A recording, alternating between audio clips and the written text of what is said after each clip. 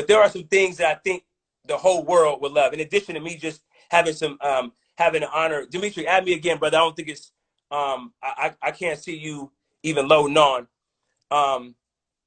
But here's the questions, right? The questions are,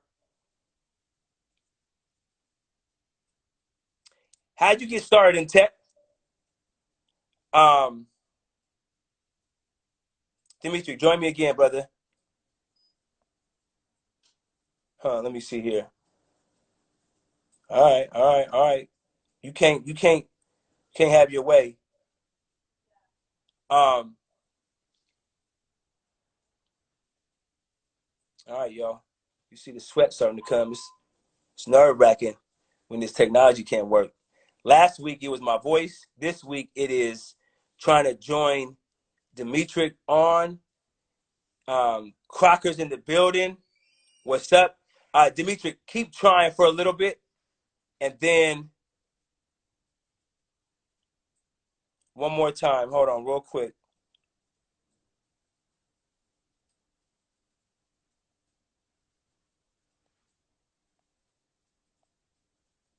All right.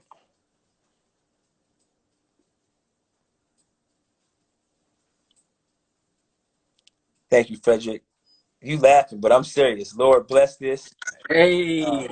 Hey, we got it. Hey, prayers work, brother. Prayers work. There you go. So, Demetric, bless you for being on here. Thank you, family. And let's cut right to it, man, because this is a treat. How'd you get started? I mean, obviously, I want you to weave in. The inspiration that gets me is your mindset. The inspiration that gets me is your perspective. The inspiration that gets me is your background and your story.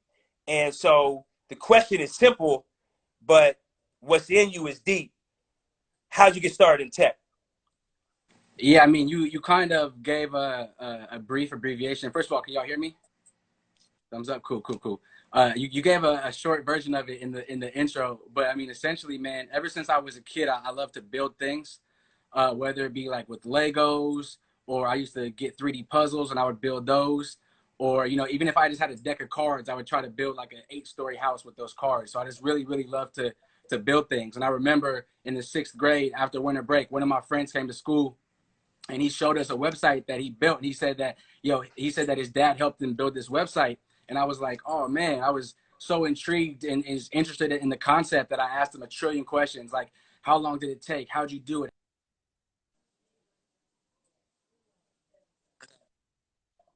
And so I kept asking questions. And then that night I just went home and I just started thinking about, what would my website have and all of this stuff. And I really wanted to build a website. But at the time I didn't have, the internet at home or even a computer. So I had to kind of get creative and think about, how could I build my website? So I caught the bus to the library. I checked out a book on HTML, took it back home, read it front to back probably about 10 times to the point where I got familiar with the concept, because I knew that, okay, if I can just learn how to do it, then I can actually do it. So after I felt like I learned and I knew HTML well enough, I grabbed my notebook and a pencil and I just started writing the code, open tag HTML, open tag head, open tag title, Demetric's website, close tag title, and just line by line, just write it in my notebook.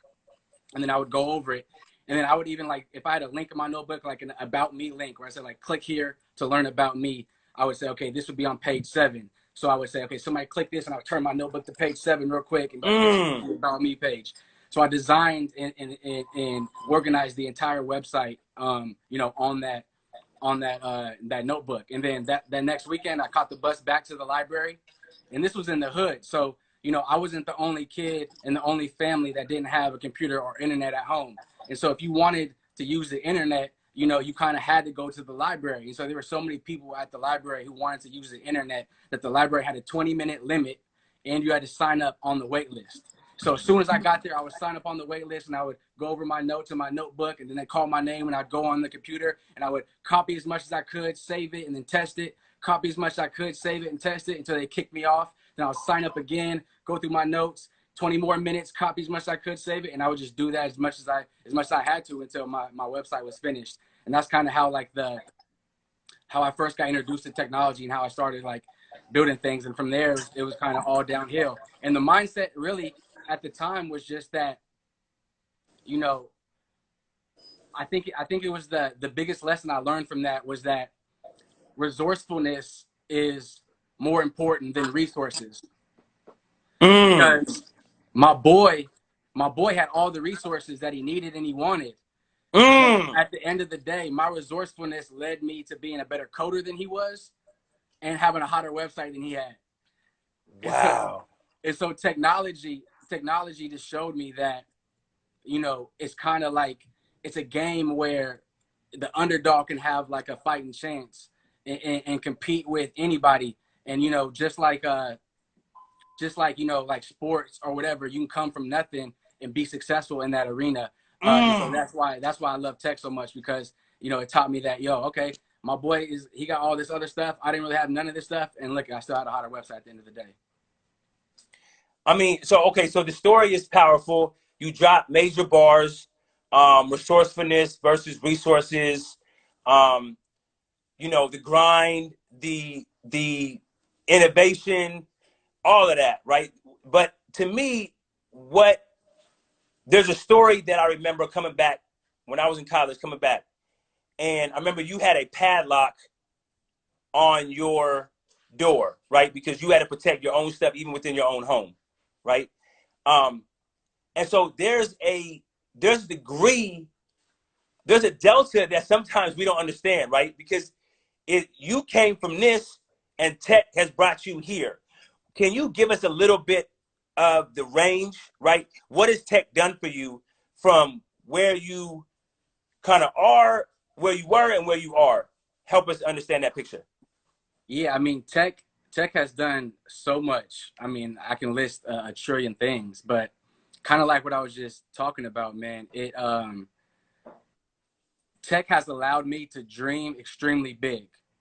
So like when I was growing up, a lot of my friends wanted to go to the league or be rappers because, you know, sports and entertainment allowed them to dream big. They thought that they could make it big in those arenas and be successful enough to do what we all wanted to do, which is buy our mama a house, right? And so to them, you know, the the the option and the ability to go to the league was so powerful enough that it gave them direction, it kept them motivated, it kept them working hard, Mm. and it gave them hope. Most of all, it gave them hope. And for me, tech has done that from day one. It's always given me hope that, yo, I got some big dreams and like I can actually accomplish this stuff through tech. And even as I get older and older, and I see some of my other friends kind of their dreams fade away or maybe shift or pivot or whatever, you know, I've been able to kind of stay true and stay strong with my dreams because tech has just always been a force that has just opened the doors and opened, you know, my mind to this unlimited possibilities. So yeah, you shared something with me. I shared it with my pastor. He ended up blasting in front of his church that same Sunday. The profile that said, You don't just want to make $1 billion, you want to reach 1 billion lives," or something like you want to Change influence a a billion billion lives, lives. change 1 billion lives. And so that just the level of, you know, the depth and the breadth and the scale that you're thinking is extremely big. So I want to ask you one last question, and then we can riff. Um, why do you think technology is a driving force to be able to help reach 1 billion lives? Like what? Why is tech Yeah. that avenue and not entertainment or not hoop? You mentioned some things like that. Why is tech that for you? Yeah, I mean, for me, I mean, I don't think that I don't want to knock those other things because you know Yeah, yeah. LeBron is obviously doing like beautiful things with hoop through hoop. I'm just not as good as LeBron, obviously, and I don't have a voice and I can't bar up like that. But tech for me, it just aligned perfectly with my natural desire to want to build things. But like to your earlier point too, and you kind of hint on it, the reason why I like tech so much is because of the scalability of it, right? So imagine like everybody on this live right now was hungry, and my solution was to plant an apple tree in my backyard. You know, if I would get some apples from that tree, but I probably wouldn't get enough to feed everybody, at least not everybody in the community or the world. So I'd have to plant more trees and get more space, and this just doesn't scale very well. But tech is basically like an apple tree that produces an unlimited amount of apples. So I can build one website, and with that one website, billions of people can go visit it. Or I can build one app, and in that one app, billions of people can go visit it. But your one apple tree is not going to feed billions of people. So the scalability of tech has always been like attractive to me. The other thing that I really like about tech is the accessibility of it. So again, if I had an apple tree in my backyard that could produce unlimited amount of apples, they would be good for me. It'd be good for my neighbors. Maybe you guys can drive over and get some apples, but not everybody in the world would be able to access that tree. But access. And unfortunately, in our community, you know, compared to other communities, we're less likely to have a computer and internet at home. So we're less likely to have those apple trees. But we're just as likely as every other community or any other community to have a smartphone that can access the internet at home. And because of that, it's basically like everybody's walking around with the apple tree in their pocket that can produce unlimited amount of fruit. And to me, if you got an apple tree in your pocket that produces unlimited amount of fruit, that means everybody's eating. Everybody's eating. That's why I be out here, you know, trying to build apps, aka mobile apples for people. You know what I'm saying? Hey, bars, doc. Who said you can't bar, fam? I can't. Bars. Hey, bless you, bro. Okay, couple more. Just two more questions, bro. We're about to bring on Chris in a minute. And so the last thing I think we want you to do is just to share some of your stories, or a story, or just a word to preview him. But before that, bro, like, you know, I even saw your niece. It looked like Aaliyah joined. But you got nieces, you got family, you got siblings, you got you mentor Tayo, my son, right? Like, to those folks who are coming up next, right? Yeah. Who got now they got computers. Now we have, some of us have internet. Some of us got some of the things that some of us have resources, and we want to be resourceful. So what's the words to them? Man, just stay hungry. I mean, you know, a lot of the barriers, you know, it's like, you know, it's getting easier and easier that the number of excuses should be decreasing, and the number of barriers are lowering.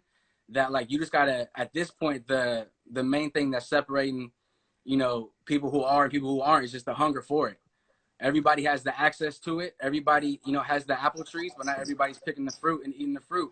And so you got to be hungry for that. You got to do that. And, you know, your parents can push you, your teachers can push you, your siblings can push you, but at the end of the day, you just got to push yourself, like I did. You know, nobody made me go catch the bus to the library. Nobody made me do all that stuff. You know, I was just hungry for it, and I wanted to do it. And so, you know, once you make up your mind that you want to do something, especially in today's world with all the technology that's out here, you know, you can do it. You just got to do it. Nah, salute. We got a chance to build, and I get this treat a lot, but to do it in front of our family and friends is a beautiful thing, Demetric. So thank you for what you're doing. Thank you for you know, how you're helping StreetCode think about the next level. Thank you for building your own app. You didn't really get a chance to talk about it, but I hope to have you on to bring that. It's going to be game changing, and we salute you, brother. The hearts is on. The hand claps is saluting. And so as we transition, yeah. As we are transitioning, brother, you have a friend and a man. We have a shared friend and mentor, and a brother named Chris Cox. And can you share some words before I do about this brother, Chris Cox, who just seemed to join us? Yeah, man, Chris, honestly, when I left the nonprofit world and I wanted to get into the tech world, I applied like a trillion different places. I only got a few callbacks. I didn't really get any interviews, and I was really struggling too. And you remember, like, at that point, I was willing to take a free internship. I was like, I'll take a free internship. I just need an opportunity. Two degrees from Stanford. Go ahead. And then you and Justin Phipps, shout out Justin, introduced me to Chris Cox, and I just had a meeting with him, and I was like, man, I would love to work here. You know, I just need an opportunity. And he, you know, he made it happen. he put me in contact with some people that hooked me up with a job there. It gave me an opportunity. And from there, I just was able to learn and grow and kind of really hone on my product building skills. And so I always tell people I feel like I got a PhD at Facebook because I was able to learn and grow so much. And throughout that entire experience, Chris made himself available to meet with me one-on-one. And everybody was always so jealous when they found out I had one-on-ones meetings with Chris Cox, the chief product officer. But you know, he was a great resource and a great support throughout the entire thing. And then when I ended up deciding to leave, he decided to support me in my next venture as well. And so I can't say enough good things about Chris for sure. Well, Chris is on here, so when you jump off, we're gonna bring him on. And I don't think there's no better transition than we can have between you and Chris. So let's do that. Thank you, Demi. Salute you, brother, and let's welcome on Chris as you jump off.